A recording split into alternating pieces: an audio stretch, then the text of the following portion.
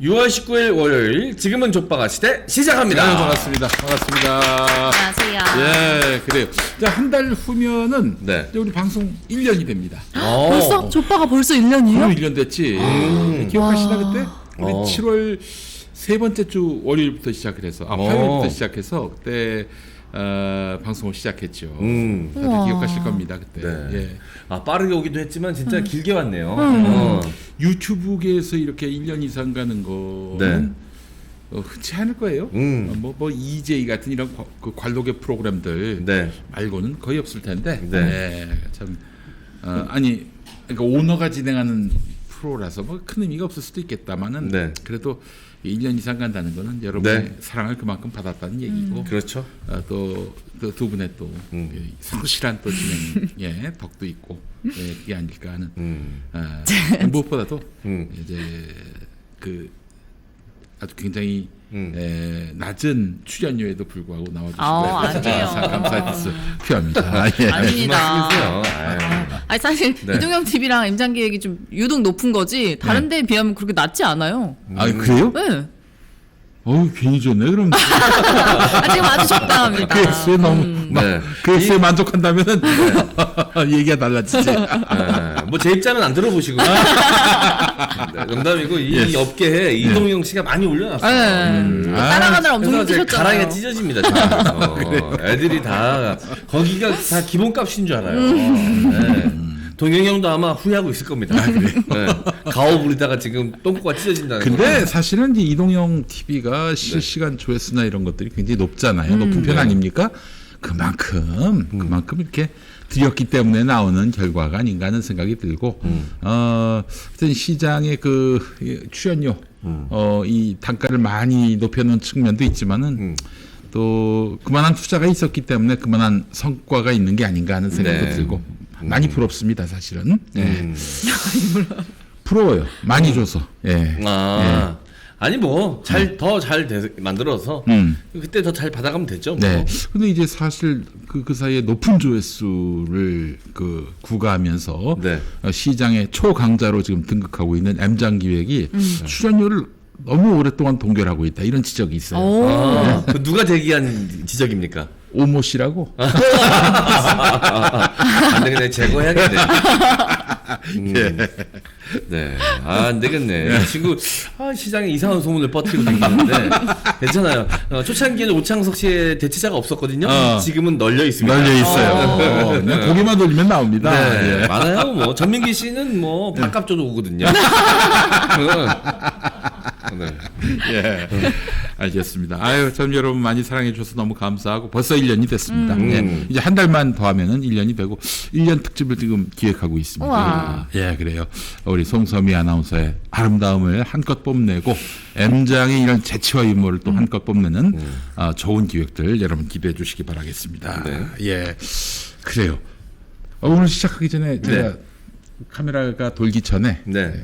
갑자기 입안에서 흥얼거린 노래가 있었습니다. 네. 열창을 하셨죠. 만날 수 없잖아. 느낌이 중요해. 중요하니까. 그 노래. 예? 느낌이 중요해. 그 노래가 누가 부른 노래입니까? 누가 불렀는지는 솔직히 잘 모르고 이름을 들어도 누군지를 몰라요. 근데 이 노래를 어디서 들었지? 문근영이 불렀어. 문근영이 영화에서. 맞다, 어린 맞다. 신부. 어린 신부. 맞다. 어린 신부에서. 근데 원래는 이제 그 노래를 이지연 씨라고 이지연 씨가 불렀죠. 바람아 멈추어다오. 그렇죠.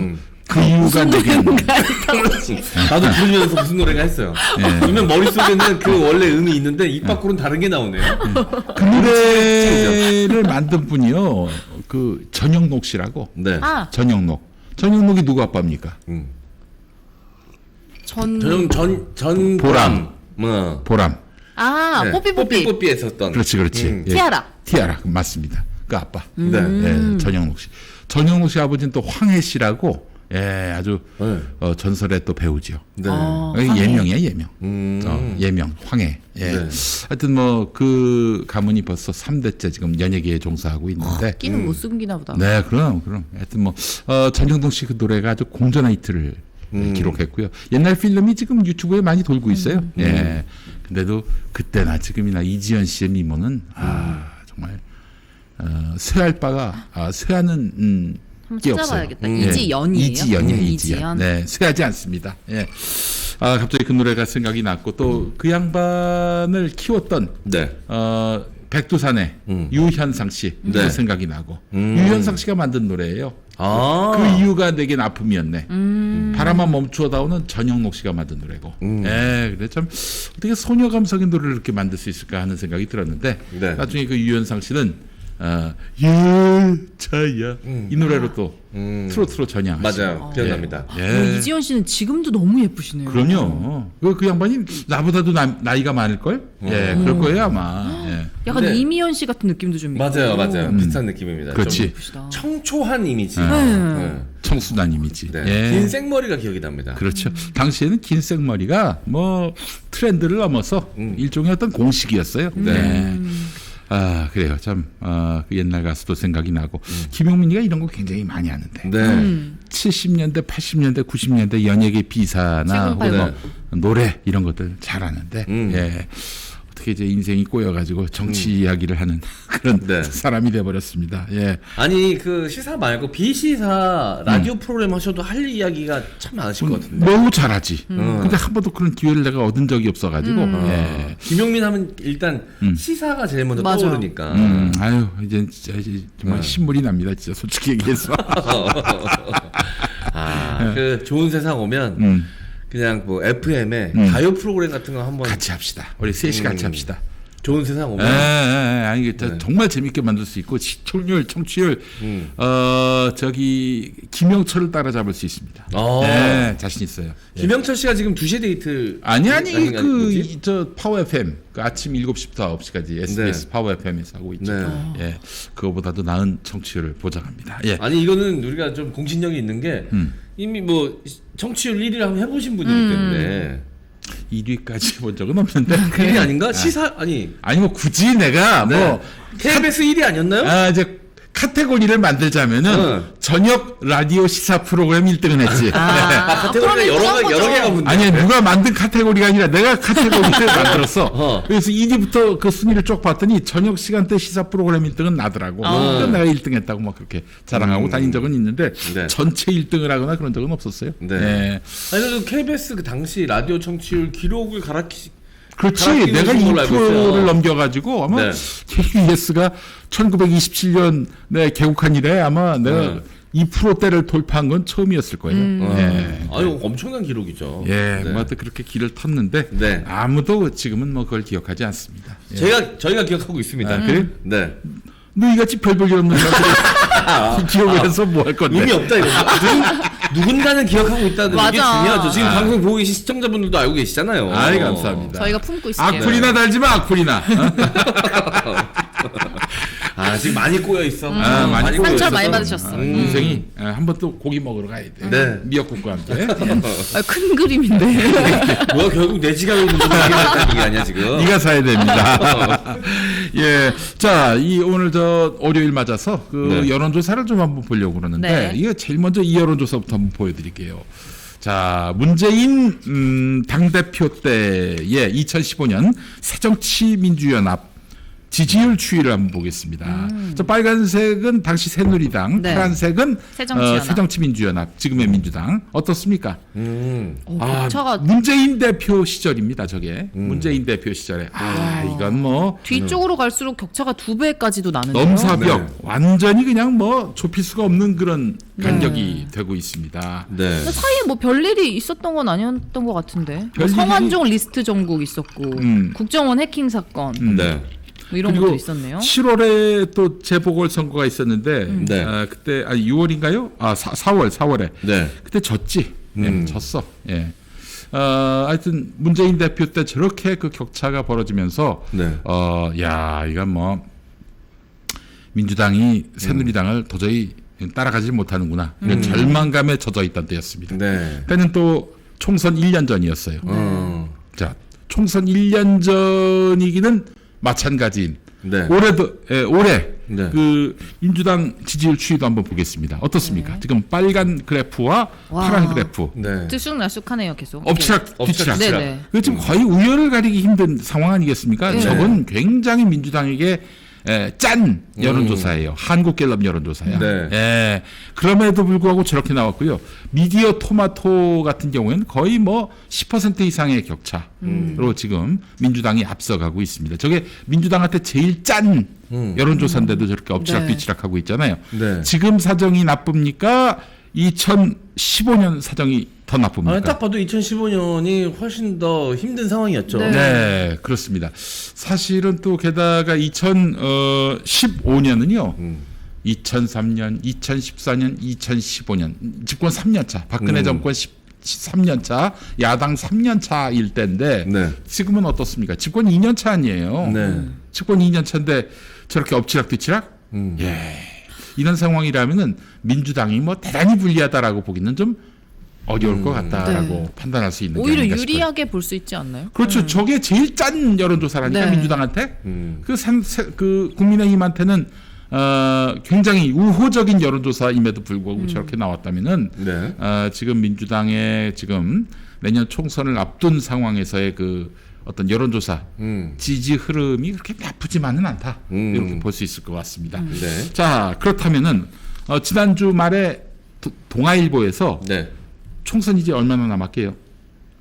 총선이 1년 안 되게 남았죠? 그렇죠. 6개월, 네, 1년 좀 안 되네. 10개월, 11개월. 정확하게 300일. 딱 300일 떨어지는구나. 남았어요. 예, 100일씩 3번 지나가면 총선이에요. 네. 예. 자, 그래서 동아일보가 300일을 앞두고 수도권 여론조사를 살펴봤습니다. 네. 권역별로. 자, 전체 결과 어떻게 나왔을까요? 몇 대 몇?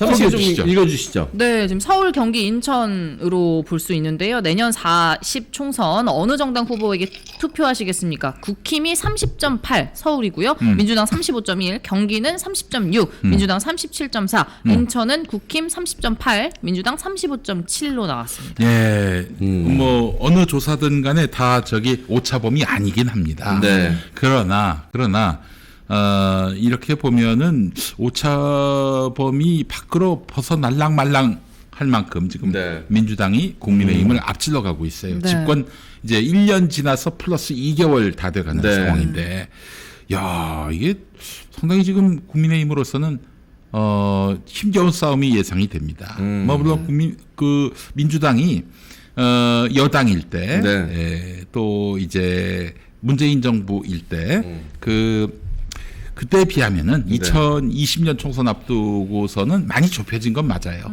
예, 그러나 지금 집권 1년 차에 민주당이 저 정도로 이제 지금 앞서가고 있다면은 수도권에서 네.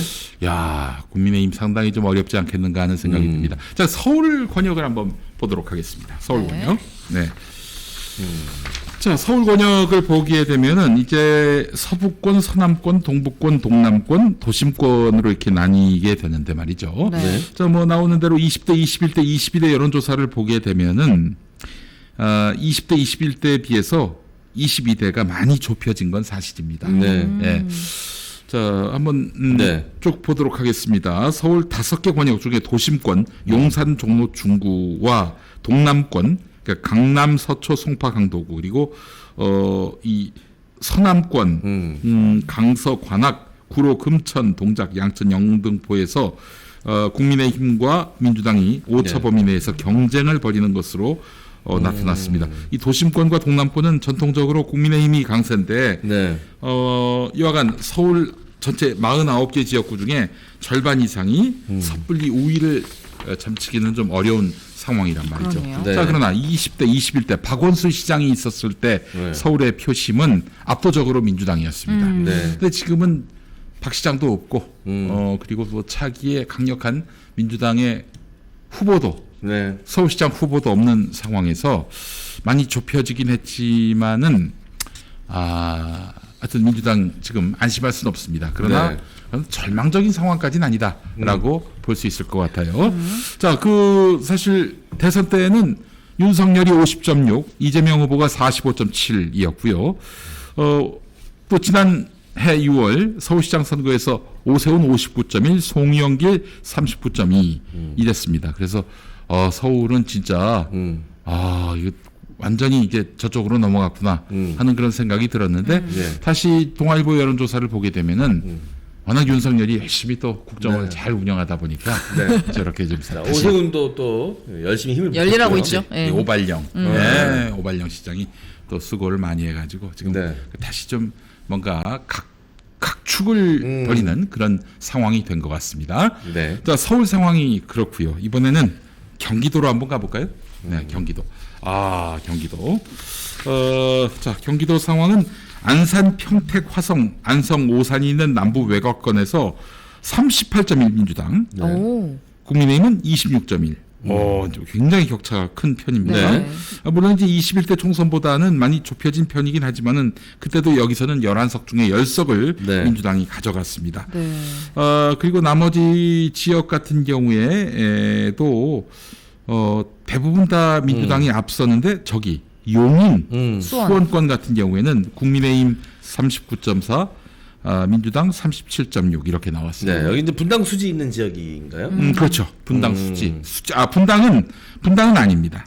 예, 분당은 성남 쪽이고, 예, 여기는 이제 수지는 용인. 용인과 용인과 수원으로 되어 있는데 왜 여기만 유독 국힘이 아직 좀 더 앞서는 거예요? 여기 이제 아파트들이 많이 생기고 광교 신도시 생기고. 네. 아직도. 예, 그러다 보니까 그 저기 노웅래 의원 있잖아요. 마포가 네. 네. 거기는 정말 노웅래가 열심히 뉴타운을 유치했거든. 네. 그 나름대로 그 지역을 사랑한다고 이렇게 뉴타운을 유치를 했는데 원래 그게 민주당 강세 지역이었어요. 또 본인 아버지 노승환 전 구청장이 또 여기 오랫동안 네. 국회의원도 하시고 구청장도 하시고 그랬는데 지난 지방선거에서 마포구청장이 저쪽으로 넘어갔어요. 국민의힘으로. 네. 마포갑이 있고 마포을이 있잖아. 네. 마포을이 이제 정청래 지역구고 마포갑이 노웅래 지역구인데 마포을은 이겼어. 민주당이. 네. 근데 마포갑에서 민주당이 아주 현저하게 진 거예요. 네. 그게 뉴타운을 엄청나게 유치하다 보니까 부자들이 마포로 이사 왔고 네. 그래서 마포에서 저기 국민의힘 몰표가 나온 거죠. 예, 그래서 마용성이 위태위태하게 됐는데 이제 마용성도 다시 뭐 좀 가능하지 않겠는가 이런 예측도 나오고 있는 상황이고요. 이 경기도도 마찬가지예요. 뉴타운 신도시 들어서면은 아무래도 돈 많이 가진 사람들이 오지 않겠어요. 네. 얼마나 아파트 값이 뛰었습니까? 네. 응? 그렇잖아요. 부동산 가치가 얼마나 올랐어. 그러니까 경기도 살던 사람들, 서울 살다가 집값이 너무 올라서 그 용인, 성남, 수원 왔다가 또 더 남쪽으로 내려가는 거예요. 화성동탄으로. 예? 나중엔 천안까지 가겠어. 네. 이런 뉴타운의 역사를 민주당 정치인들은 좀 알 필요가 있습니다. 예? 그렇게 해서 동네에 이런저런 뉴타운 유치하면 좋아할 것 같지. 원주민들이 쫓겨났는데 뭐가 좋아? 원주민들이 자기들을 찍어주는 그런 고마운 분들인데. 예? 네. 자, 그래서 경기도 같은 경우는 서울보다는 좀 사정이 낫다. 민주당한테 여기 볼 수 있을 것 같습니다. 여기서 수원, 용인 빼놓고는 나머지 지역에서는 그래도 많이 좁혀졌지만 민주당이 강세를 보이고 있다. 네. 자, 이번에 인천으로 한번 가보겠습니다. 인천. 네. 네, 인천. 인천은 지금 전부 다 민주당이 앞서고 있는 걸로 그러네요. 나왔습니다. 예.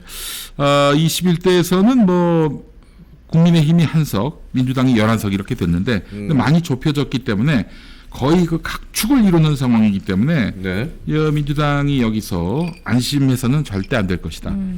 그러나 그렇다고 너무 절망할 필요도 없다. 그러니까 이 서울, 인천, 경기 지역을 보게 되면은 21대 2020년 선거에 비하면은 너무나 어려운 싸움이 된 건 확실하지만 네.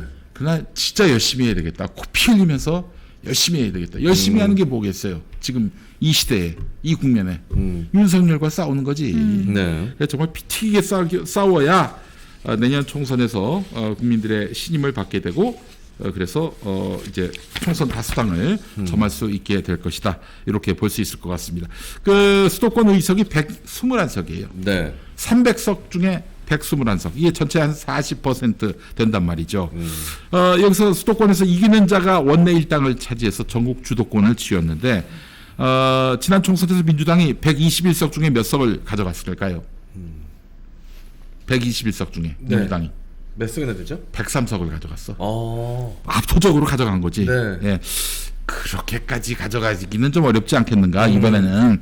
그러나 수도권 사정을 보게 되면은 민주당이 열심히 노력만 하면은 21대에 못지 않은 그런 결과를 가져오긴 어렵겠지만 그러나 그보다는 못하겠지만 그래도 선전할 수 있지 않겠는가 하는 예측이 나옵니다. 실제로 지금 조사를 보면은 정권 교체론이 42.5, 정권 안정론이 33.2, 10%포인트 이상 나왔어요. 윤석열에 대한 부정평가가 압도적으로 많기 때문에 네. 이 정서를 잘 살리면서 그러니까 윤석열에 대한 강력한 저항 의지를 보이면서 수권 정당으로서 네.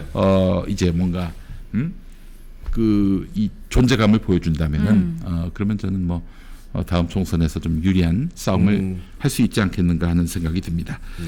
아 그래요. 이런 분석이 300일 전에 나왔습니다. 근데 민주당 네. 염려돼요, 사실은 지금.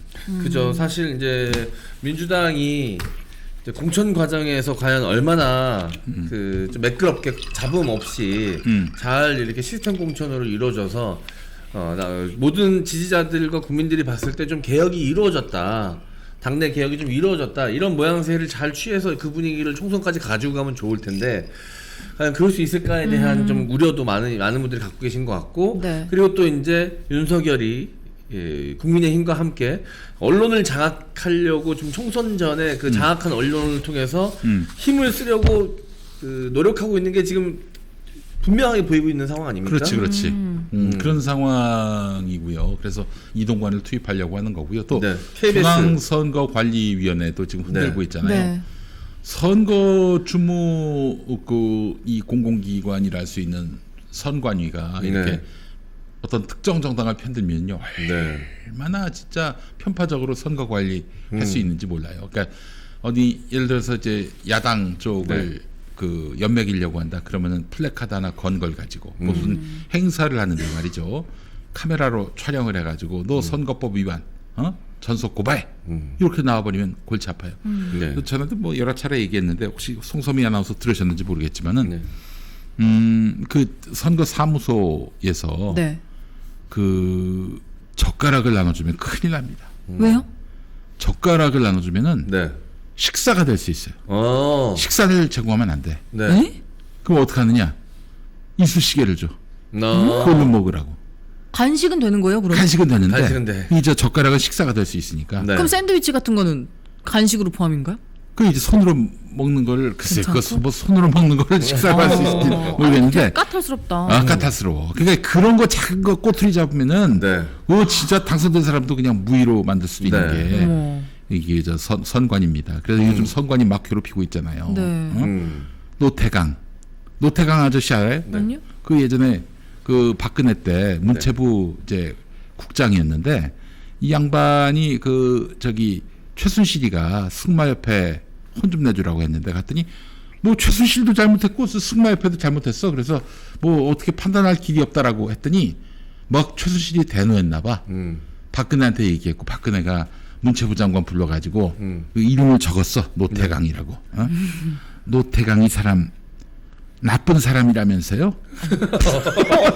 그 얘기 들었던 것 같아요. 끝도 끝도 없이 나쁜 사람. 나쁜 사람. 아니 뭐 일을 엉망으로 했다. 어. 불공정하게 처리했다. 뭐 무슨 비리가 있다. 뭐 혹은 뭐 저기 태만하다. 네. 뭐 업무 능력이 떨어진다. 뭐 이런 게 아니라 그냥 업무 나쁜 능력이 사람. 떨어진다. 이 사람 나쁜 사람이라면서요? 그게 거기서 나온 얘기구나. 그래, 나쁜 사람. 근데 나쁜 사람 그 노태강 나중에 네. 이제 문재인 정부 들어서 차관까지 하셨지 그 양반이 네. 나쁜 사람 아니거든 일 잘했어요. 근데 그 양반 동생이 바로 지금 중앙선거관리위원장 노태악 노태악. 이름이 노태악이야. 네. 노태악. 아, 이름에 대법관. 악이 들어가요? 노태악이야. 형은 강이고 동생은 악이야. 뭐 너무하네. 그러네. 야, 노태악이. 노태악. 노태악이신데 이 노태강이 형이니까 네. 이 친구도 좌파일 거다 해가지고 괴롭히나 봐요 지금. 아 진짜. 아니 뭐 지금 전방위적으로 국민의힘과 윤석열 정권이 압박을 가하고 있어요. 지금 방송심의위원회도 그렇고 선관위 또 감사원 감사를 받으라고 지금 압박을 하고 있는 거 네, 아닙니까? 방송통신위원회도. 네. 예. 방통위도 그렇고 방심위도 지금 압박을 하고 있거든요.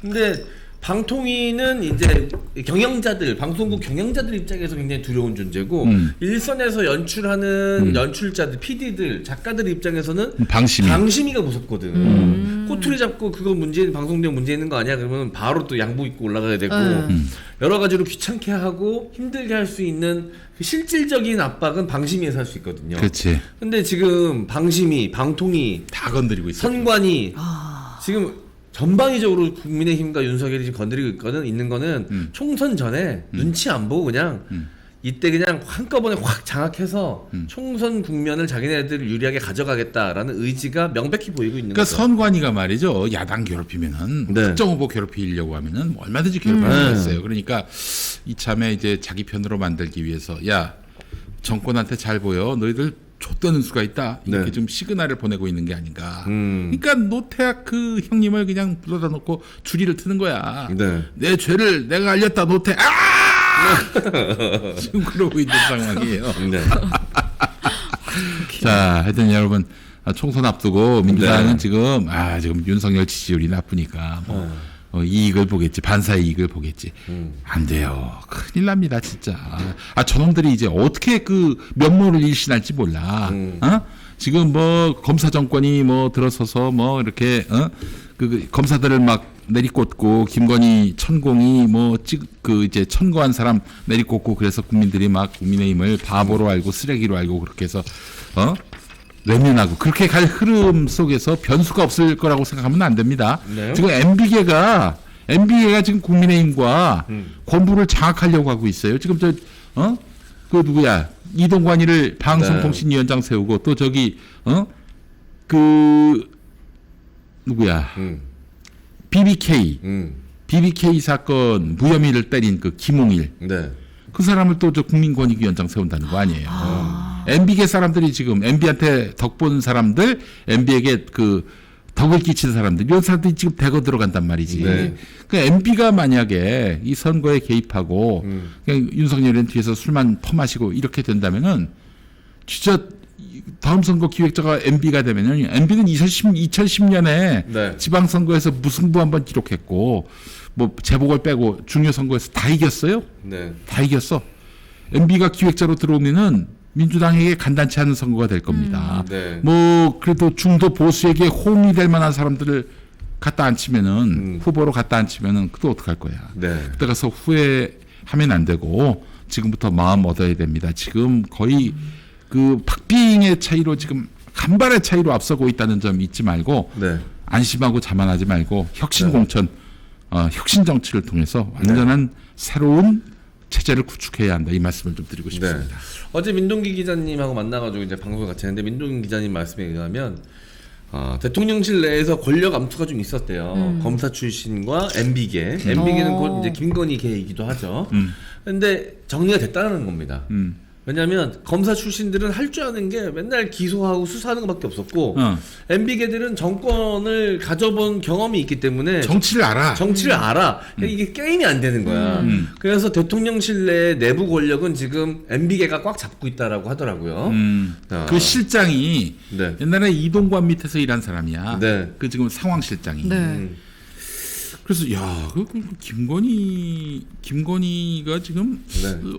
너무 궁금해요. 제가 취재하고 있는데 네. 김건희가 지금 어떤 스탠스인지 어떤 네. 멘탈리티인지 좀 봐야 되는데 과거 검사 측근들은 조금 좀 지금 음맥이 죽어가고 있는 상황인 것만은 분명해 보입니다. 네. 그리고 지금 심심치 않게 나오는 얘기가 윤석열이 한동훈을 슬쩍 의심한다. 그 능력을 의심한다. 이런 얘기가 네. 나오고 있거든요.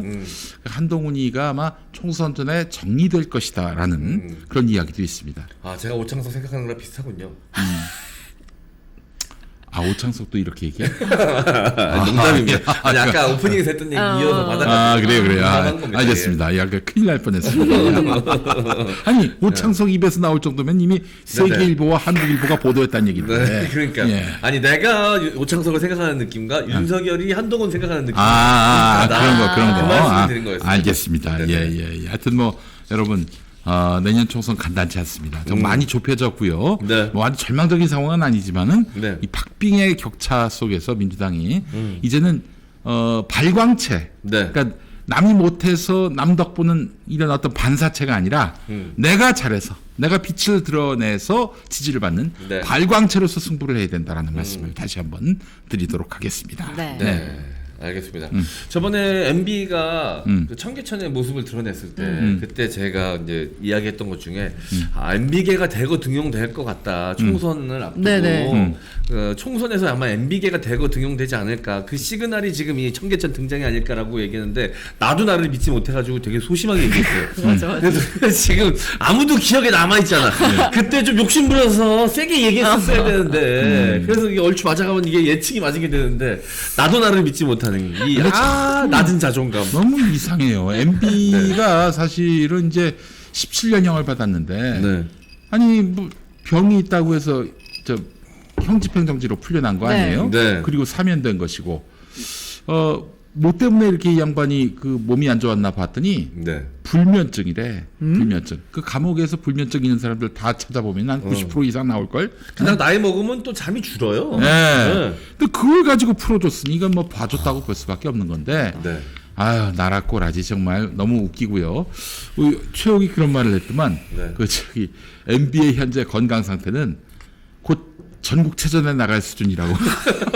엄청 건강하시구나. 엄청 건강. 그러니까 조선일보에서 까는 거 아닙니까? 네. 조롱 희화화 하는 방송이라고. 아저 최욱을. 최욱의 더 라이브. 조롱 옆에 딱지 붙었더만. 네. 조롱 희화 이렇게. 야 조롱 희화화하면 안 되니? 민주국가에서 표현의 자유가 헌법으로 보장된 나라에서 희화화하면 안 돼? 네. 편파가 문제지. 아유 정말. 그래도 난 너무 안타까운 게 네. 주진우까지 그렇게 축출시키려고 하면 안 되지. 아유 인간들아 진짜. 이건 너무 정보가 없는가 봐. 피하 식별이 안 됐다고요? 피하 식별이 안 되는 것 같아요. 너무 안타깝습니다. 예. 그냥 살려줘. 뭘 그렇게 또 주진우까지 날리려고 그래. 욕심쟁이들. 예. KBS 프로그램 중에 딱 3개를 찍었더라고요. 이렇게 주진우 하고 최경영 기자 그리고 최욱까지. 오히려 최욱 형님은 지금 몸집이 좀 커졌어요. 그렇지, 그래서 그렇지. 약간 신난 것 같아 지금.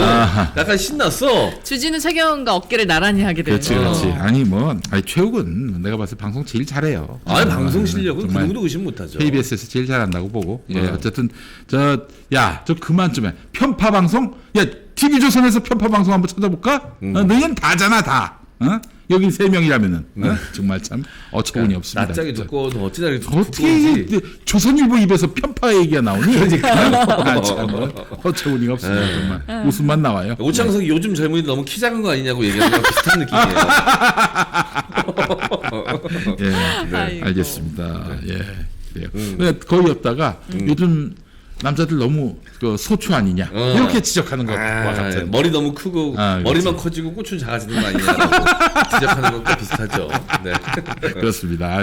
큰 문제입니다. 예, 광고 갑시다. 예. 네, 첫 번째 광고는요. 시원하게 해드릴 수 있는 광고 소개해드리겠습니다. 정말 시원하고 아삭하고 달콤한 신고배. 지난해 무려 1000세트 완판을 했던 킴스팜에서 100% 착즙 배주스가 출시가 됐습니다. 배주스가 나왔어요. 네, 지금 앞에 하나씩 준비가 되어 있는데요. 한번 네. 드셔보셔도 좋을 것 같아요. 예. 네, 배는 보통 수확철인 가을부터 저장 가능한 시기까지만 생과로 먹을 수 있기 때문에 더워지기 시작할 때는 킴스팜의 배주스 2종을 만나보실 수 있는데요. 생과로 먹던 그 시원 달콤함을 주스로 더욱 시원하게 즐기실 수 있습니다.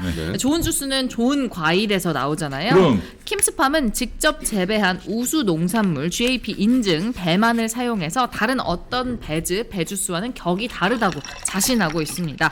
킴스팜 배주스 첨가당이나 첨가향 등 어떤 첨가물이나 보존제도 일체 넣지 않은 정말 건강한 주스입니다. 정제수도 없고요. 그냥 100% 킴스팜 배 그 자체입니다. 자, 주스를 만든 시기에 따라서 주스 맛이 조금씩 다를 수는 있지만 시기와 품종에 따라 배 생과 맛도 다르듯이 일체 인공 가미를 하지 않은 킴스팜 배주스 역시 만든 시기와 원료배의 품종에 따라서 맛과 향은 조금씩 달라질 수 있습니다. 하지만 주문할 때마다 조금씩 달라질 수 있는 신기한 자연의 맛의 변화를 음미해 보시기를 강력 추천드리고요. 자, 낙과나 상처난 배로 주스를 만들지 않습니다. 그냥 먹어도 훌륭한 최고급 품질의 배로만 만듭니다. 아이들이 선택하는 깔끔하고 달콤한 킴스팜 배주스, 어른들이 선호하는 강황과 배를 블렌딩한 강황 배주스로 건강한 맛까지 챙기시기 바랍니다. 배가 99 98%고 네. 2%가 강황. 아. 아시죠? 강황. 네, 몸에 강황. 좋다는 강황. 네. 이걸 섞었어요. 카레에 들어가는 그 강황. 그럼 이건 어른들이 좋아하는 강황 배주스네요. 자, 킴스팜 100% 착즙 배주스와 강황 배주스 선물용 30팩 한 박스에 25,000원부터 강황 배주스 60팩 한 박스 55,000원까지 다양하게 준비가 되어 있습니다. 김용민닷컴에서 만나보실 수 있습니다. 아, 이게 사실 제가 오늘 방송하기 전에 너무 몸이 피곤해가지고 네. 야 이거 어떡하나 걱정을 많이 했는데 네. 미리 이 킴스팜 네. 배 주스를 2팩을 먹었는데 팩이나요? 와 갑자기 진짜 새로 태어난 듯한 네. 그런 기분이었습니다. 네. 너무 시원했어요. 머리가 시원해가지고 예 활기를 이거 근데 맛도 너무 좋은데요? 그래요? 맛도 좋고 그리고 또 네. 그 목에 수시로 이물감이 드는 분들 있죠. 네. 이거 배주스 드세요. 아주 깔끔하게 막 쓸어 내려갑니다. 쓸어 내려가요. 예. 네. 그 막 목을 많이 쓰는 직업을 갖고 있는 분들 중에 네. 뭐 식사를 했는데 목에 뭐가 걸려 있는 것 같고 그럴 때는 네. 이 배주스가 딱인데 킴스팜을 네. 이용하시면 어떨까 그 말씀을 드리고 싶습니다. 이게 배주스가 그냥 배를 먹을 땐 그런 맛이 안 느껴지는데 네. 이 주스 형태로 먹으면 그 특유의 떫음 같은 게 좀 있었거든요. 그렇지. 예. 네. 근데 이거는 그런 느낌이 전혀 없어요. 네, 진짜 맛있네요. 저 부드럽게 싹 잘 넘어가네요. 맛있네 진짜. 네, 정말 좋은 킴스팜 배주스 네. 여러분 배주스의 황제예요. 예. 아무리 몸에 좋다 그래도 이게 맛이 없으면 예. 잘 안 먹게 돼요. 그렇죠. 손이 안 가요. 네. 저 그래서 이제 배주스의 그 동생 배조스라고 네. 제프 베조스? 돈 많은 부자? 예. 어. 배조스의 그 네. 아, 베주스의 동생이셨군요. 배달한 형이죠. 배주스라고. 네. 부자 되세요. 드시고 부자 되세요. 네. 배주스 많이 네. 드세요. 예, 배주스. 예. 네. 아니, 이름이 좀 어감이 이상하다. 배주스, 배조스. 예. 네, 킴스팜 배주스 김용민닷컴에서 만나보시기 바랍니다. 네, 네, 네. 자, 두 번째는 필수 건강기능식품 3종 세트 소개해드리겠습니다. 멀티비타민 앤 미네랄과 밀크시슬, RTG 오메가3 루테인까지 준비했습니다.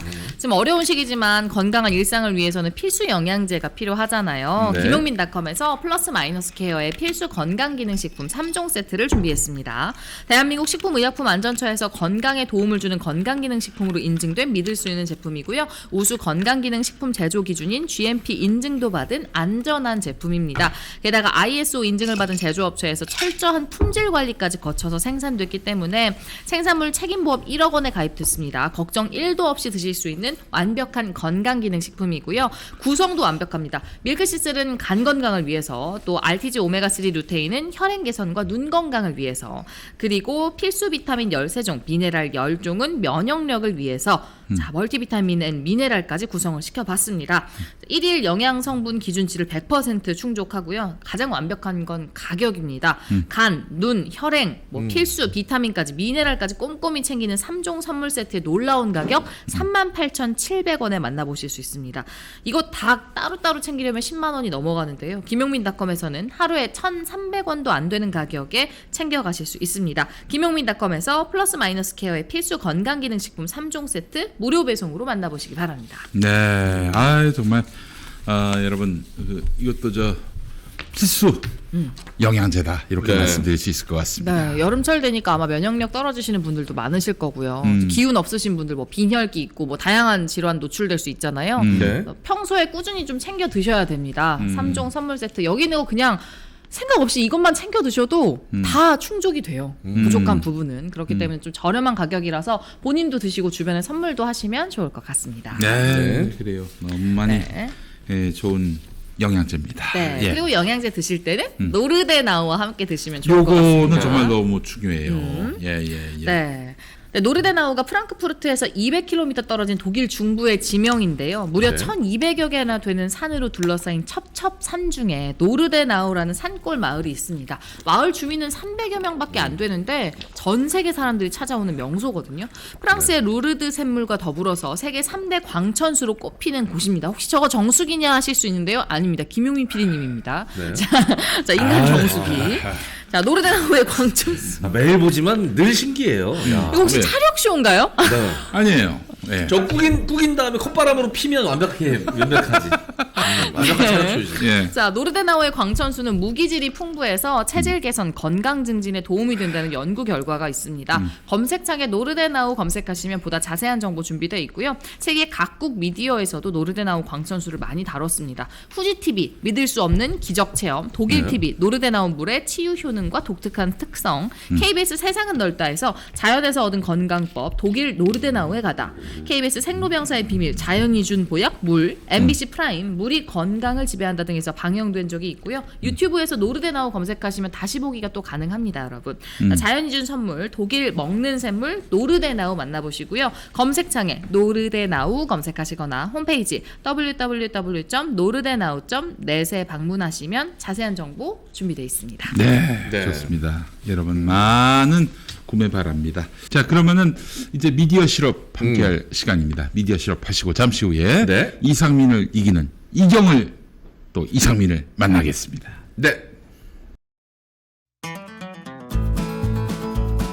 풍부한 역사와 전통에 빛나는 우리 대한국민은 3.1운동으로 건립된 임시정부의 고통을 계승하고 우리의 한가한 4.19 민족 이념을 계승하여 조국의 민족의과 평화적 통일 사명에 입각하여 정의 인도 동포로서 민족의 단결을 공고히 하고 모든 사회적 폐쇄과 불의를 타파하며 자연과 조화를 바탕으로 한 자유민주적 기본 질서를 더욱 확고히 하여 정치, 경제, 사회나 모든 영역에서 각일의 기회를 균등히 하고 능력을 최고도로 발휘하게 함으로써 자유와 권리에 따른 책임과 의무를 수행하게 하여 안원한 국민경제의 균등한 형상을 기하고 밖으로는 인류 호연과 세계 평화에 이바지함으로써 우리들과 우리의 자손의 안전과 자유와 행복을 영원히 확보할 것을 다짐하면서 1948년 7월 12일이 제정되고 8차에 걸쳐 개정된 헌법을 이제 국회 의결을 거쳐 국민투표에 의해서 개정한다.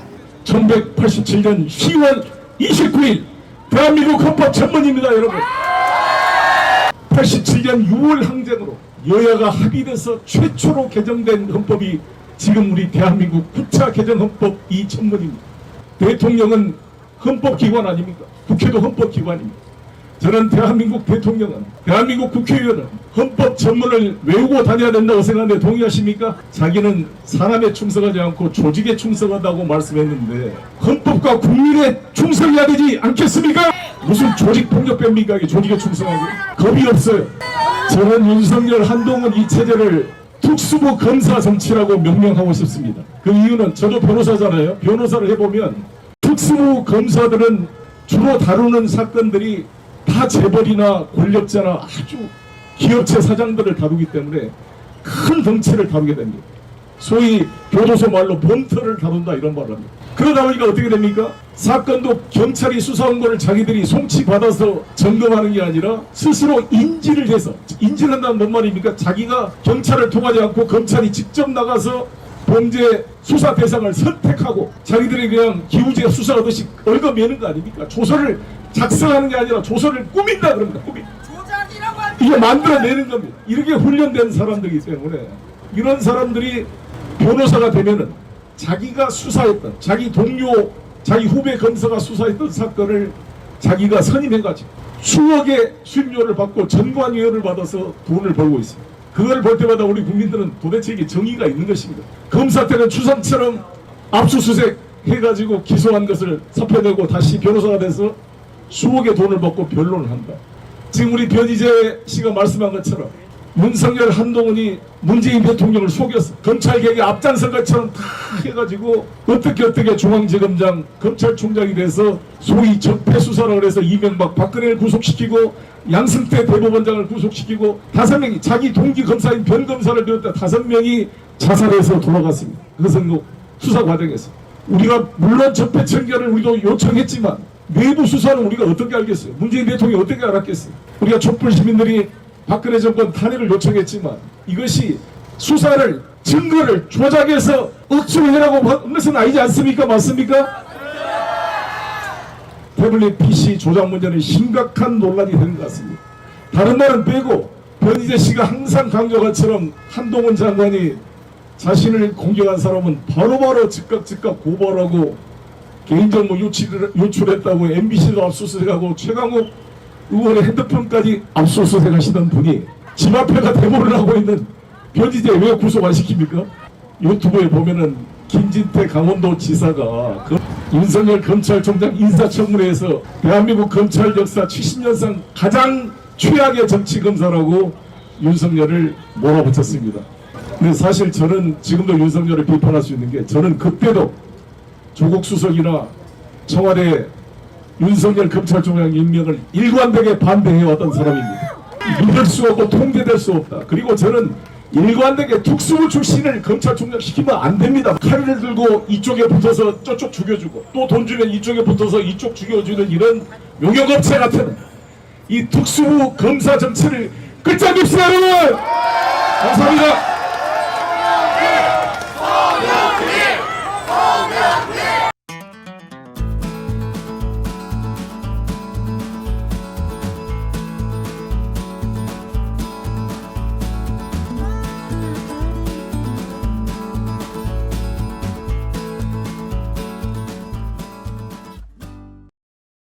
네, 민대현 실업 보고 오셨습니다.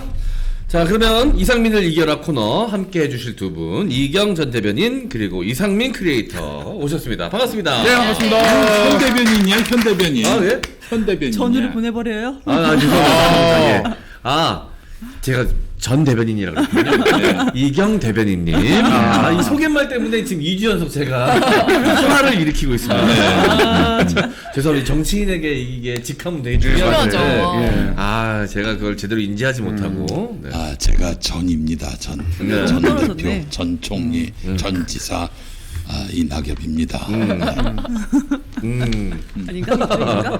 아니, 언제 돌아오시는 겁니까? 6.25 전날 6월 24일에 올 예정입니다. 굳이 그날로 잡으신 이유는요? 6.25 때 6.25를만 오랜만에 정기 복귀 하셔야 돼가지고. 말씀 안 나오시네요. 스피치가 예전 같지 않으셔. 영어로 하셔도 됩니다. 영어로. 영어로 하세요. 네. 영어로 하셔도 됩니다. 한국말이 서툽니다. 몇 개월 다 있었다. 네, 알겠습니다. 영어하면 한동훈 아닙니까? 네. 안녕하십니까. 이명박이야, 갑자기? 보이스 앰비셔스. 소년이요. MB처럼 해. 그 동관이 그래서 나처럼 하고 있어요. 요즘 뭐 측근들이 지금 뭐 활기를 치고 있습니다. 기분 좋으시겠어요? 그 직근인 것 같아요. 측근 아닙니까? 나를 너무 우습게 보는 거야. 아니 이재호 나한테 당해보지도 않고. 표정이 됐어. 전두환 멘트까지 갖다 쓰시고. 이동관 지금 라디오 나가는 거 이재호. 있어요? 네? 라디오 뭐 공중파 나가는 거 있나? 저 MBC 나갑니다. 너무 오래 하는 것 같아. 휴가를 가야 돼. 사람이 시험시험 해야 돼. 네, 우리 방송인도 휴가 보내는 거 전문이시잖아요. 나도 놀아봐서 아는데 자주 놀러 가야 됩니다. 예. 저는 끝까지 일하겠습니다. 네. 알겠습니다. 이 방송장에 먼저 그 어떤 선구자적 역할을 하신 우리 오발영 시장님도 오늘 한번 나오셔야 되는데 오발영 시장님. 안녕하세요. 오비에스입니다. 조만간 김희철 그리고 안영준 두 분 사장이 정태익처럼 되지 않을까 이렇게 고민을 하고 있습니다. 이상입니다. 네. 강남에 물이 찰 때 워터파크가 아니라 겨터파크를 개장하겠다. 시의회와 협의 중에 있습니다. 이상입니다. 교토파크는 시의회와 함께 개장합니까? 그럼요. 네. 시의회를 무시할 수가 있습니까? 야, 이제 점점 완성돼가네, 이거, 선거구사가. 처음에 선보일 때 약간, 그렇습니다. 약간 이질감이 있었거든요. 근데 그렇습니다. 지금 착 붙네. 처음에는 조금 윤석열하고 섞이는 섞이는 느낌이 있었는데. 이 완벽하게 이제 독립을 했어요. 네. 네. 야. 안녕하세요. 오동립입니다. 조만간 제가 정권에 대항할 때 많이 도와주시길 바라겠습니다. 성향이 나쁜 놈입니다. 이 발언 좀 센데요. 네. 조만간 보시게 될 겁니다. 그래요. 총선이 얼마 안 남았네요. 네. 총선 때 서울 지역 결과 어떻게 나올 거라고 보십니까? 그건 망했다고 봅니다. 조만간 낙서 워터파크가 열릴 거라고 봅니다. 네. 비가 내릴 거예요. 총선 필패론. 그렇다고 봅니다. 그 본인 탓도 있다고 생각하십니까? 자꾸 그렇게 서울시 공무원들이 폄하하시는 발언을 하시는데요. 제가 언제 폄하했죠? 안 그랬습니까? 네. 오해였나 봅니다. 네. 인정 빨라 또. 야, 이제 성대모사 할 때는 그 사람의 멘탈로 약간 바뀌네. 대단합니다. 왜냐하면 저기 오염수 저거를 반대를 하고 있더라고요. 네. 오세훈 시장이. 그래서 슬슬 이제 각을 세우는 게 아닌가. 아. 예. 옛날에는 한참 기었잖아요. 네, 네. 근데 이제는 좀 대드는 모습 아닌가. 예. 죄송한데 성대모사만 좀 잘해주세요. 왜요? 평론의 영역까지 아, 그래요? 넘어오시면 네, 알겠습니다. 다른 사람들이 좀 다 불안합니다. 굶어 그러면. 잘하는 것만 합시다. 평론까지 하시면 어떡해요? 아버님 먼저 성대모사 넘어왔어요. 저분이 김영민 평론가님이. 아니지 정확히 따지면 저분이 먼저 하고 있었는데 네가 넘어온 거지. 네가 치고 들어온 거지. 난 저 너 때문에 은퇴했어요. 왜요? 멀쩡하게 잘 그걸로 해서 너 때문에 은퇴했어. 영칩인 줄 알았는데 상칩이었습니다. 네네네. 아, 그래서 지금 이런 거나 흉내내고 있습니다. 이런 거다. 퇴물을 흉내내고 있습니다. 이나연 총리님, 저도 미국 출신입니다. 와튼 스쿨, 조만간 제3지대에서 뵙겠습니다. 이상입니다. 손가락 좀 가져오십시오. 네, 그렇습니다. 얼굴 바뀌셨네요. 예. 얼굴 바뀌었어. 네. 얼굴 바뀌었어. 더욱 억울하게 바뀌었습니다. 헤어스타일도 실제로 바뀌었습니다. 이상입니다. 너무 똑같지. 네. 참 공부도 참 많이 하는 것 같아요. 그럼 이상민 씨는. 저런 성대모사가 그냥 뭐 그 자기가 네. 연습한 것만 하는 게 아니라 네. 이 현 세태에 어울리는 멘트를 또 이렇게 네네. 소화해서 또 그 저기 순발력 있게 얘기하고. 그렇죠. 자기의 언어로 또 바꾸는 거 아니겠습니까? 그래서 이게 이분들이 워딩이 없거나 뉴스에서 사라진다. 그러면 굉장히 좀 곤란해요. 곤란해요. 상상력을 해가지고 만들어야 되기 때문에 예. 계속 어떻게 사고를 치면은 너무 좋은데 예. 또 너무 사고를 쳐도 논란이 돼요. 그렇지. 예. 홍준표 시장님 같은 경우에는 따라하는 것만으로도 사람들이 또 불편해하면 안 되잖아. 근데 안철수 형 같은 경우에는 꼭 필요할 때만 나타나서 네. 또 자기 이제 분리할 때도 나오지도 않아요. 네. 성대모사가 만만치가 않아 안철수는. 네. 네. 아니 근데 이제 선거 요정이시기 때문에 네. 곧 이제 안철수 타임이 오지 않겠습니까? 안녕하십니까. 런철수입니다. 조만간 런치 각입니다. 이상입니다. 아니 노원구에서 모습을 드러냈다는 소문이 있어요. 노원 else. 이상입니다. 뭔 소리예요? 개소리입니다. 이상입니다. 그 분당에서 김은혜하고 이제 붙기에는 좀 부담스러운지 다시 그 노원으로 간다는 소문이 있어서. 아닙니다. 자신 맞습니다. 오락가락하고 있습니다. 질문을 너무 많이 해서 광고가 걸렸습니다. 이상입니다. 예. 네. 알겠습니다. 아까 이낙연 씨와 똑같은 현상이 과거가 걸렸어. 램이 딸려서. 네. 예, 예. 아이고. 저도 그럼 램이 지금 충격했습니다. 영양초가. 렉이 걸렸습니다. 버퍼가 들어왔습니다. 예. 그러고 보니까 진짜 김 PD님은 은퇴하신 분들만 가지고 있는 것 같아요. 은퇴하신 분이니까 은퇴각들만. 은퇴각. 저분들하고 같이 은퇴하시려고. 퇴물이 됐을 텐데. 성대모사 하면 사실 시사 성대모사 하면 김영민이었고. 거의 예전에 사실은 그 이런 쪽으로 내가 처음 물꼬를 텄죠. 사실은 성대모사도 하면서 네. 방송도 하고 뭐 그래서 평론도 하시고. 라디오 평론계에서는 정말 잘 나갔었어. 예, 그랬는데 이제는 이상민한테 도저히 안 돼가지고 네. 지금은 이제 뭐 그 이상민이 좀 잘 못하는 건 이낙연. 아니 자꾸 왜 키스를 하시려 그러세요? 그 김종인 정도 성대모사 하고 있어요. 네. 총선 앞두고 김종인의 등장을 누구보다도 애타게 바라고 있습니다. 아니 그래야 몸값이 좀 올라가고 성대모사 몸값도 같이 올라가고. 글쎄 말이에요. 근데 이게 김용민 PD님이 얼마나 대인인지를 알 수 있는 부분이 사실 자기가 이게 만약 이 바닥 최고라고 생각하고 있다가 누군가 후배가 등장했는데 그 후배를 등용해주고 밀어주고 칭찬해주기는 정말 웬만한 사람은 잘 못하는 맞아. 일이에요. 그렇죠. 배 아플 수 있는데. 아니, 프로그램까지 만들어 이제 주셨어. 뭐 난 사실 이제 무슨 어디 방송에 나가서 평론을 할 수 있는 그런 건 아니기 때문에 이제 이상민을 뭐 경쟁 상대로 여기지도 않고 다만 이제 유튜브 구독자 수가 30만을 넘는다. 그때부터 밟아요 이제. 막 밟아버린다고. 더 이상 하지 못하게. 지금 이상민 TV 몇 만이죠? 2만쯤 되고 있어요. 네. 아니 뭐 이렇게 아직 나이가 젊으니까 네네. 아, 맞다, 앞으로 맞다. 이제 성장할 수 있는 기회가 네. 너무 많죠. 가끔 까먹어요. 상민이가 아직 20대라는 사실을 자꾸 까먹습니다. 나이 아마 모를 거예요 이분들은. 왜 이분이 저한테 이제 반말을 하시는지. 네네. 나이 차이가 꽤 많이 나거든요. 네네 그렇습니다. 동생이 이제 고발하진 거 이러고 있을 거야 아마. 저보다 한참 어려요. 한참. 네. 한참? 네. 오, 그래요? 예. 그 전혀 그렇게 안 뵀는데. 여기는 이제 노태우 때 태어나셨고 맞죠?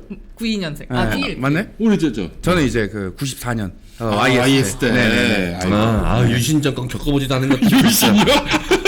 니네 유신 정권을 알아? 91과 94가 나이가 한참 어리다고 아 저도 그러신 한참 거죠? 어린 줄 알았는데 아니구나. 무사였구나. 한참 어린 걸로 가는 게 좋을 것 같아요. 충분히 구속할 수 있는 나이야. 네. 또 이제 그 박정희 겪어본 건 나랑 김영민 PD님밖에 안 돼. 저기 7일 겪었거든요. 7일. 7일이요? 네, 아 너무 3일 전화도 아니고 7일. 너무 어려운 시간이었어. 몇 월생이세요? 우리 이경 대변인은. 저 80년 저는 2월생. 최규화야, 최규화. 최규화. 얼마 없는 최규화. 네, 물규화. 80년 8월부터는 전두환이고. 그 기억나는 그렇죠. 최교와. 네, 그내 첫째가 노무현 대통령 때 태어났고, 예. 둘째가 이명박 때 태어났고, 셋째가 박근혜 때 태어났어요. 소대시계에 그래가지고 많다. 박근혜 1년 차 도저히 견딜 수가 없어가지고 여보 하나 더 만듭시다. 그럼 아마 다음엔 대통령이 바뀌어 있을 거라고. 예.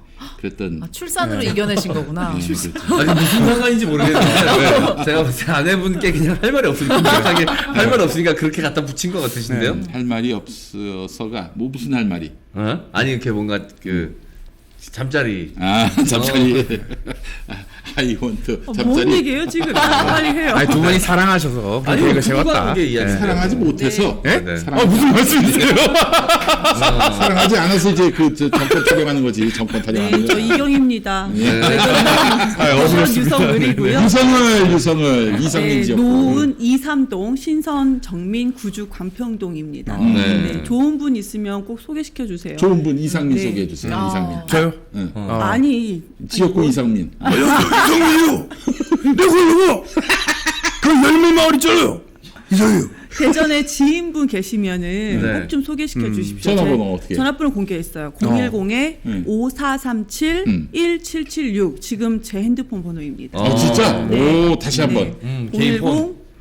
5437-1776 네. 대전분 지인분을 꼭 소개시켜 주세요. 네. 이 멘트만 잠깐 들으면 좋은 분 있으면 소개시켜 주세요. 010 이러니까 약간 대전의 소개팅 지인분. 기사를 말하는 것 같아요. 네. 그래요. 대전에 계시는 지인분. 네. 응원 문자도 많이 주시는데요. 유성구. 네, 유성구 지역. 네. 그럼 전민기 씨를 소개시켜드려야 되겠네요. 전민기 씨가 대전 유성 출신입니다. 그 가족들이 다 유성에 있어요, 실제로. 진짜? 네. 좋네. 010-5437-1776입니다. 알겠습니다. 안녕하십니까. 혹시 그 번호로 장난전화 걸어도 되겠습니까? 무슨 말씀이세요? 아니, 예. 사회적 지위와 명성이 나름 있었던 분이 어디 장난전을 하실 생각을 하십니까? 장난전화는 개꿀잼입니다. 저는 사퇴하겠습니다. 이상해. 아니, 이 목소리는 그냥 아무거나 하고 마지막에 선택하십시오. 이거 하면 되니까 그냥 막 아무 개소리도 안 하시니 그냥 마무리에 확실한 마무리가 있거든. 이렇게 개소리 막 하는 거야. 개소리. 마지막에 사퇴하십시오. 내가 너 이제 스톱을 안 할게. 슬슬 보여줘. 모른 척 좀 해줘요. 네네네. 마무리가 확실한 사람이 네네네. 아무 소리나 하면 되네. 그게 편집점이에요. 잘하시면 됩니다. 네네. 그것도 그렇지만 꼭 저거 해줘야지. 그 자꾸 MC 장원이 막 뭐 그런 소리 하냐라고 하면 예. 예. 자, 비난하지 말고 진행을 하세요. 진행을 하시길 바라겠습니다. 아니 언제까지 그 부정선거 잡혀 계실 거예요? 예. 제가 직접 대전에 가봤습니다. 가보셨는데요? 이상입니다. 아니 뭐 말씀하셔야죠. 간이 어땠다고요? 예. 비난을 하지 말고 진행을 하세요. 제가 언제 기사에서 진행을 하시길 바랍니다. 진행 차원에서 질문을 드린 거잖아요. 홍보라면 사퇴하십시오. 이상입니다. 내 본명은 어떻게 알아? 다 알 수가 있습니다. 네. 이름이 휘어져 있습니다. 김기현입니다. 김기현은 사퇴하십시오. 진짜 아무 소리나 사퇴하십시오. 거치질 않고 얘기하면 됩니다. 네네. 사퇴하십시오가 너무 든든하니까 너무 든든해. 야, 민주환이 이렇게 우리의 가슴에 네. 정말 꿰뚫을 줄은 몰랐어요. 진짜. 네. 아니 어떻게 준비 잘 되고 계세요? 네, 잘 되고 있고요. 지난주 우리가 일요일 날에도 제가 그 성당 광평동 성당 앞에서 오전 10시부터 오후 2시까지 후쿠시마 고준위 핵 폐기물 해양 투기 반대 서명 운동을 계속했습니다. 두 번째 이어서 계속했습니다. 뭐 등산도 하셨더만 보니까. 그 전에 이제 고모님들께서 불러주셔서 등산도 하고요. 근데 그 전에 봉사활동도 했는데 저는 정말 열심히 하면 된다고 생각을 해서 봉사활동 6시간을 그냥 했어요. 근데 이제 네. 저를 도와주러 같이 와주셨던 한 10명의 동지분들이 저한테 나중에 뭐라고 했어요. 봉사활동 열심히 한 건 좋은데 거기 계신 분들이 당신이 이경인 줄 아무도 모른다. 소개도 하지 않고 계속 일만 했던 거예요. 그런데 거기서도 몇몇 분들이 그 모습을 보고 또 개인적으로 저를 이제 지지해 주시겠다고 찾아와 주신 분들이 또 있고 소문은 나더라고요. 근데 네. 그 전에 첫 번째 후쿠시마 핵의 오염수 그 이제 서명 운동 9시간을 했어요. 한 자리에서. 몰랐어요. 그 멍청하게 한 거였거든요. 그런데 또 그 진정성을 보고 정의당에서 탈당하겠다라고 찾아와 주신 분들도 계십니다. 네.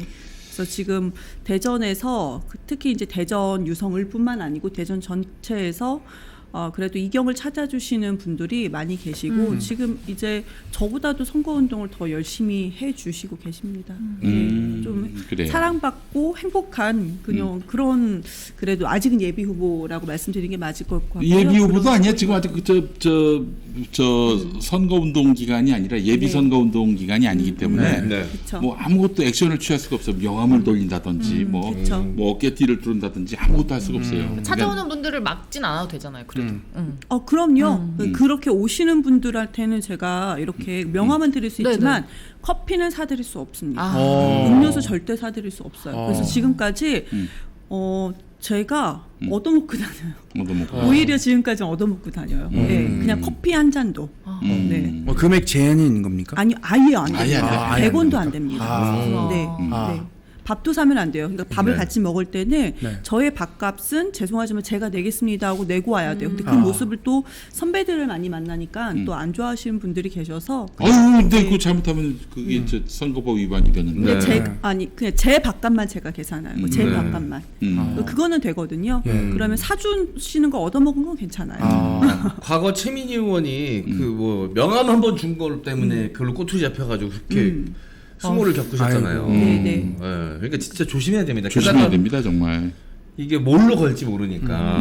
게다가 지금 국민의힘이 계속해서 선관위를 좀 압박하고 있잖아요. 네. 감사원 감사나 이런 것들을 맞아요. 통해서 그거 자기네가 선관위도 쥐고 흔들겠다라는 의도가 명백하게 보이는 행위들 아닙니까? 걱정되시죠 그런 것들도. 그래서 지금 하나하나 선관위에다 현수막 하나를 이번에 걸려고 해도 사진을 넣어도 되느냐 안 되느냐.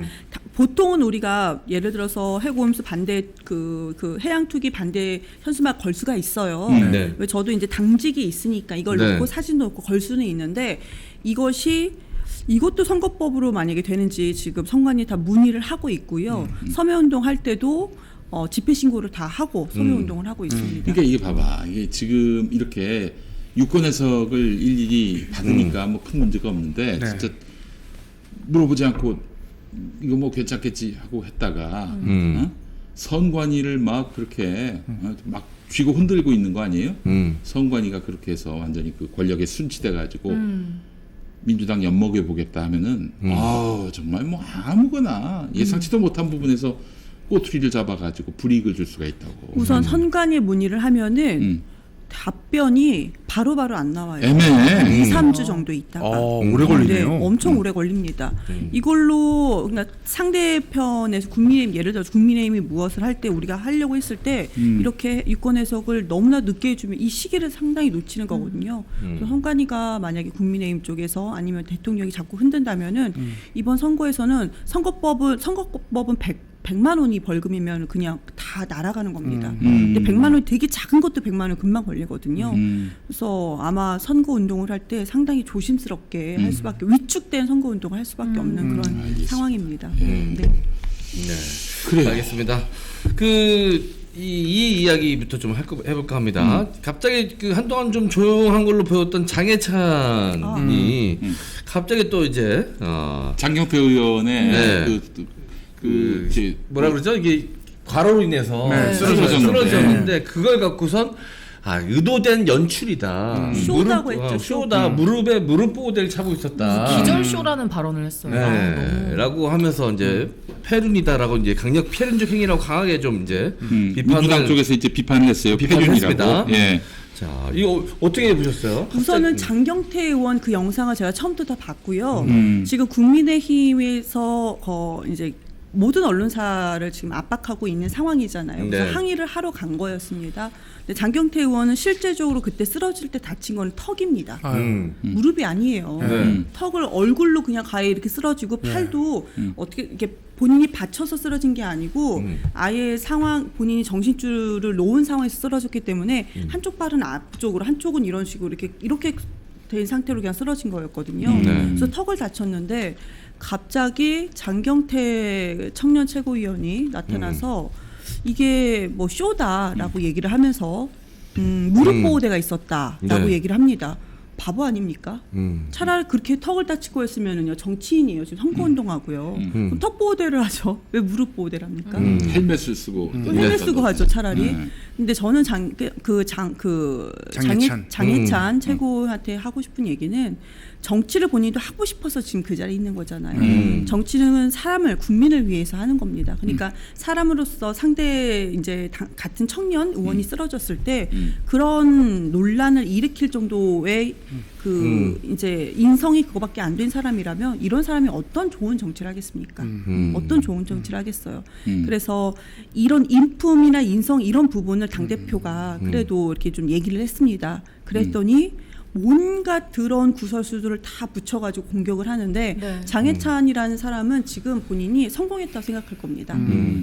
이슈가 돼. 이재명이 야당 당대표가 대선 후보였고 지금도 대통령 선거 순위에서 1위를 차지하는 사람이 그 입으로 본인의 이름을 얘기해 준 거. 본인을 얘기해 준 걸 보고 지금 상당히 좀 흥에 겨워 있지 않나. 네. 근데 오늘 제가 논평에서는 좀 점잖게 논평을 썼는데 논평 초안에서는 당신은 야설 작가가 적성에 맞다라고 썼습니다. 네, 적성이 맞다. 그리고 호는 딸랑이.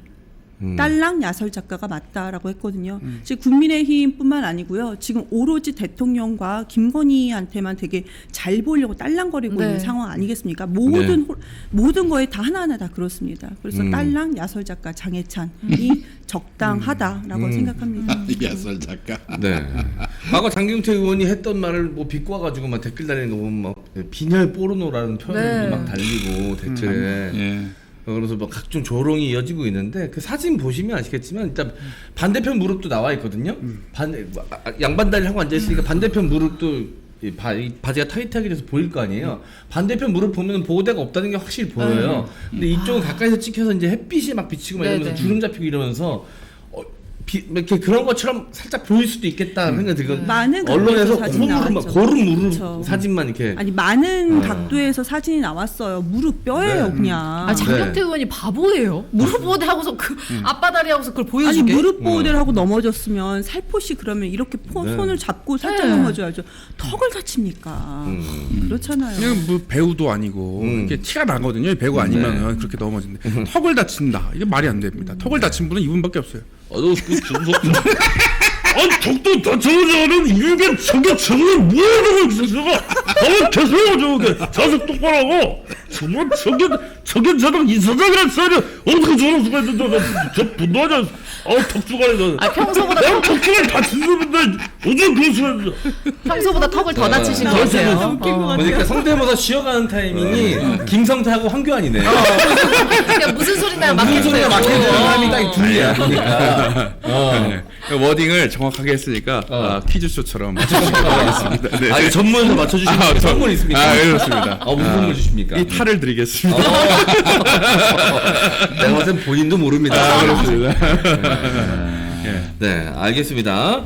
자, 이 이야기도 좀 해볼까 합니다. 이동관 이야기를 좀 해볼까 하는데. 야, 이 학폭이 그 상상을 초월하네요. 이게. 네. 어? 자, 이 학폭위가 당시에 안 열렸습니다. 이동관 아들 그 학폭 사태가 벌어졌을 때 이 학폭위가 법적으로 당연히 열려야 되는데도 불구하고 이 학폭위가 열리지가 않았어요. 그래서 이제 장경태 의원실이 하나구의 학교폭력 현황 자료를 한번 알아봤나 봐요. 그래서 공개를 했는데 2012년 이후 현재까지 14건의 학폭위 심의가 열렸고요. 자, 이 특보의 아들 논란이 있었던 2012년에는 2건이 진행이 됐다고 합니다. 자, 2012년 11월 29일 날 장난감 총으로 위협적인 태도를 취한 경우에 이 학폭위가 열렸다 그래요.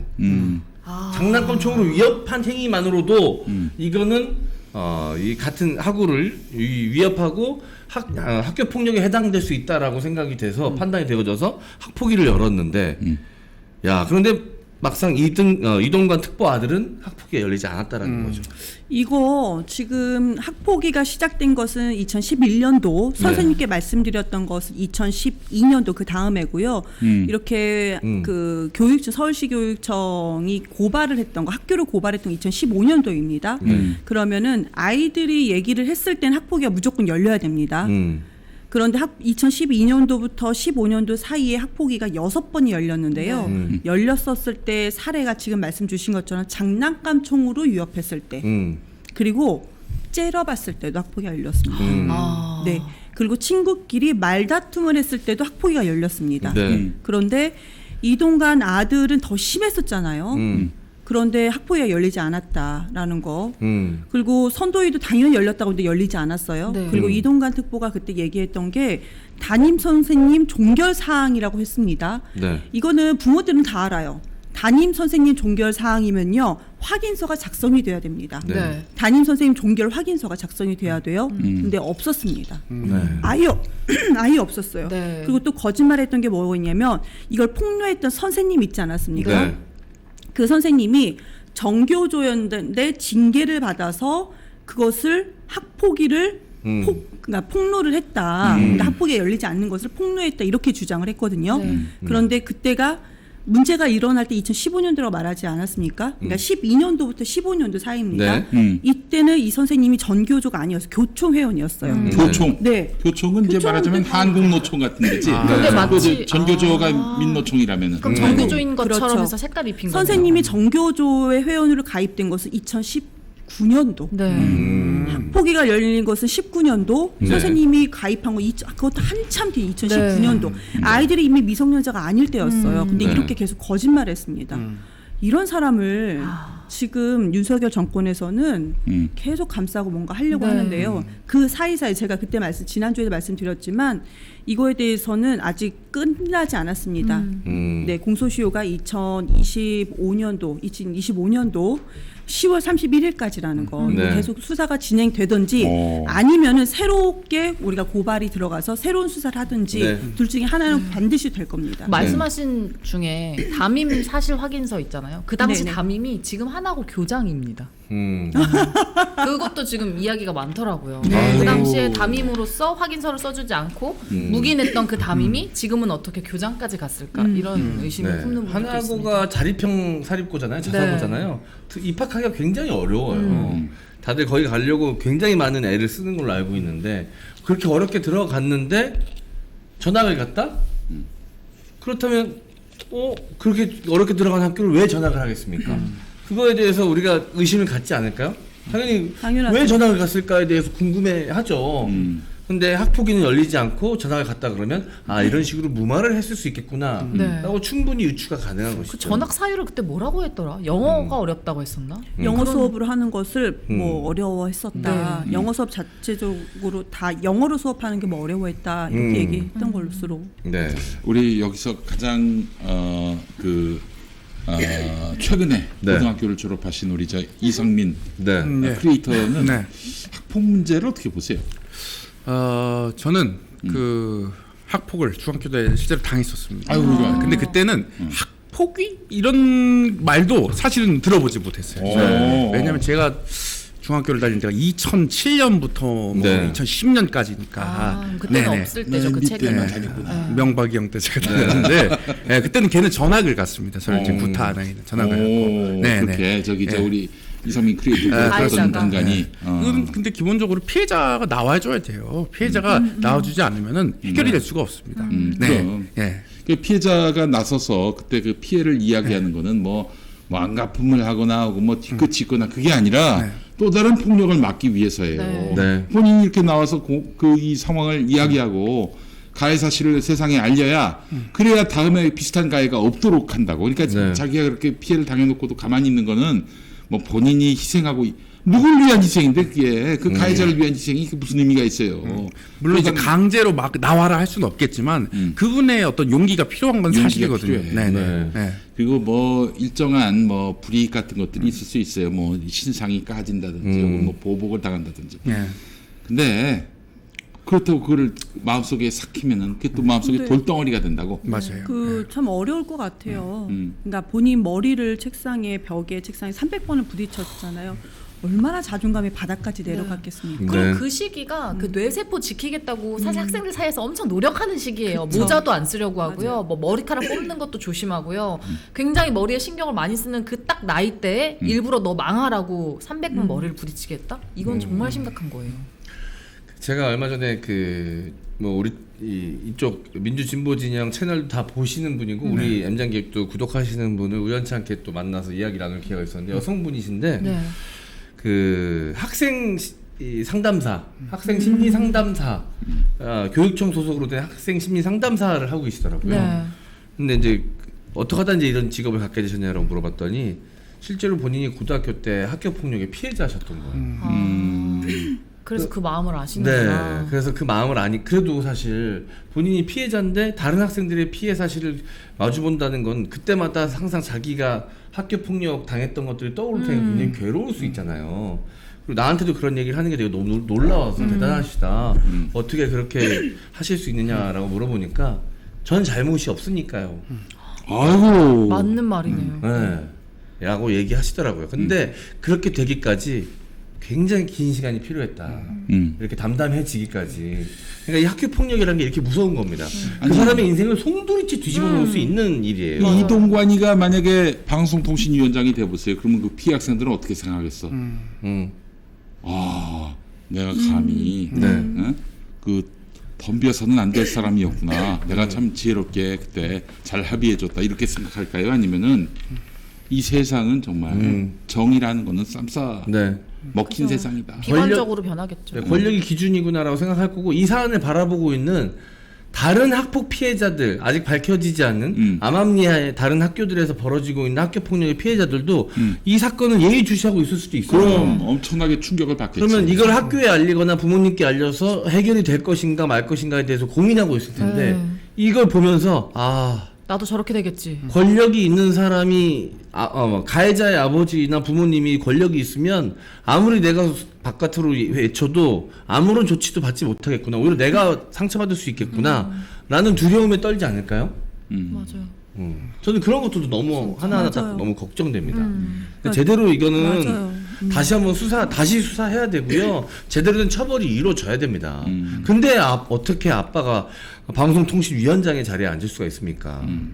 그것도 이제 사실은 이 학폭 사건들을 네. 보도하고 논평할 그런 방송 매체에 대해서 네. 생사 여탈권을 가질 수가 있겠습니까? 네. 안 되는 일이죠. 네. 무슨 일이 있어도 막아내야 됩니다. 막아내야 합니다. 네. 예. 자, 알겠습니다. 우리 이경 대변인님, 이제 앞으로는 제가 직함을 실수하는 일이 없도록 하겠습니다. 네. 괜찮아요. 사과드리겠습니다. 아니, 네. 그것까진 괜찮아요. 네. 윤석열이가 어떻게 뭐 수능을 바꾼다는 거예요? 뭐예요? 얼마 전에 했던 얘기가 뭐야 도대체 그게? 아니 제가 만약 저 아들이 고2인데 네. 만약에 제 아들이 고3이고 지금 수능이 오늘로서 153일 남았거든요. 네네. 만약에 이런 발언을 했으면은 정말 너무 분노했을 것 같아요. 화가 너무 많이 났을 것 같아요. 그러니까 교과 과정에서 다루지 않는 것은 수능에 제출하지 말라예요. 그럼 특히 이제 우리 그 언어 영역 같은 경우는 교과에서 있지 않은 많은 뭐. 문제들이 비문학. 그렇죠 나옵니다. 근데 그것을 하지 말라는 거예요. 말이 됩니까? 아. 변별력은 어떻게 할 거예요? 자, 응용 문제는 낼 수 없다는 얘기지. 네. 변별력이 아예 무너지겠죠? 그럼 만점자가 다 속출을 합니다. 최소한 이제 다른 다른 그 이제 그것보다도 특히 네. 이제 전 언어 영역 가장 먼저 생각이 났는데 그럼 언어 영역에서 만점자가 속출하면은 1등급은 누가 1등급을 받습니까? 죄다 1등급인가요? 이거 어떻게 할 거예요? 그렇죠. 그런데 이것을 그럼 이번 수능이 아니고 우리가 1년을 준비하고 지금 고등학교 2학년이라든지 아니면 고등학교 1학년을 대상으로 우리가 어떻게 한번 바꿔보자.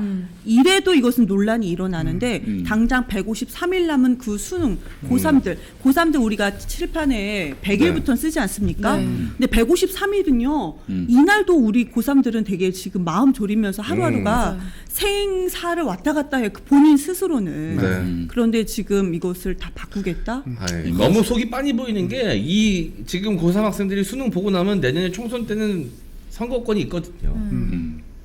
그래서 이제 저기 선거를 대비해서 문제를 이번에 쉽게 낸다. 그런데 아니 뭐 논란일 말로 거예요. 립 서비스인 거지. 립 서비스. 혼란스러울 겁니다. 솔직히 이게 쉽다고 해서 쉬운 게 아니거든요. 상당히 혼란스러울 이 거다. 룰을 바꾼다는 게 엄청 예민하거든요. 그럼요. 네. 예민한 거예요. 네. 더 어렵게 낸다는 건 또 안 좋지만 이걸 다 변별력 없애겠다라는 것은 혼란스럽고요. 저는 차라리 로스쿨 없애고 사법고시 부활해라 이러면 더 지지받을 거다라는 생각이 듭니다. 네. 제 주변에서도 사법고시 공부를 해서 가고 싶다는 사람들이 있었는데 젊은 사람들이에요. 근데 지금 로스쿨 때문에 이 학비를 우리가 댈 수가 없다고 너무 비싸. 그래요. 너무 비싸다. 한 학기 얼마 정도 됩니까 이게? 1,000만 원 훌쩍 넘어간다. 와, 지자스. 네. 네. 알겠습니다. 네, 자 그럼 오늘 방송 여기서 이제 마무리하고요. 두 분은 보내드리고 다음 주에 또 다시 네, 뵙도록 하겠습니다. 내일은 제가 좀 출장을 갑니다. 네. 내일은 저보다 좀 많이 모자라지만 네. 뭐 어쩔 수 없지 뭐. 네, 오창석 씨가 나오겠죠. 대타 전문 오창석 씨. 모자라지만 착한 동생도 아니고. 아니, 지난주 오창석 씨 아니 뭐 괜찮은데요? 대타 전문보다는 패전 처리. 패전 처리. 네, 근데 김 PD님이 좋아하시는 우먼 센스 시간인데 괜찮으시겠어요? 뭐 어쩔 수 없죠. 오창석으로 만족해야지. 뭐. 알겠습니다. 출장을 혹시 뭐 검찰로 가시는 건 아니죠? 그렇지 않습니다. 네, 그렇진 않아요. 아니, 오창석으로 만족해야지라는 얘기는 내일 오시는 출연자분들한테 하시는 말씀이신 거예요? 아 나보다 못한 오창석이 오니까 오창석으로 만족해라. 말이 약간 이상한 거야. 알겠습니다. 네. 자 저희는 내일 또 인사드리도록 하겠습니다. 감사합니다. 안녕. 고맙습니다. 안녕.